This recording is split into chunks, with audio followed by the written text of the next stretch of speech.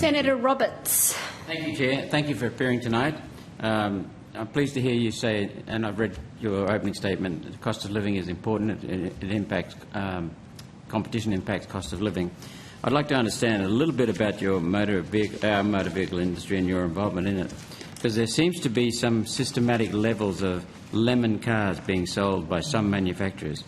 If they feel that there are no consequences for selling dodgy products, won't that have a significant impact on competition in the motor vehicle industry? This is an important issue that the ACCC and the state and territory consumer protection regulators are very engaged in.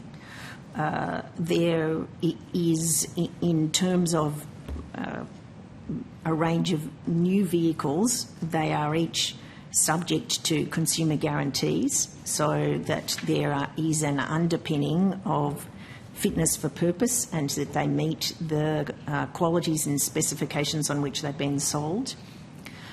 The ACCC is seeking, and the government has announced, reforms to the law such that if there are contraventions of a guarantee, including on a motor vehicle, that the ACCC can take action not solely to require giving a consumer the remedy, which currently is an action that can be taken. So you can do that, ACCC can do that? We can. However, we find that, and consumers find it very difficult to do so, we find it is a poor way to get actual compliance. What the law reform proposes is that will actually be a breach of our Act, and where you see repeated indications of this, that we can seek significant penalties as well as consumer remediation, because it is reported to us and reported to state and territory regulators that this is a problem, particularly a problem for lower income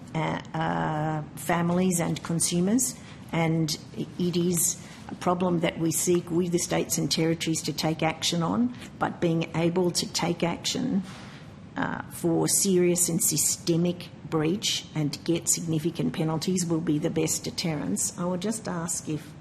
So in other words, you'll strengthen your provisions, add provisions to it? Yes, that is what we're seeking. Specifically because you're aware that there's a systemic, among some manufacturers, systemic quality issues. Exactly.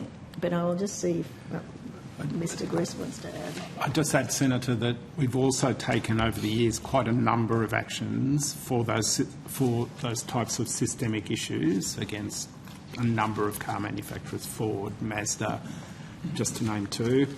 They are very intensive exercises, very resource intensive.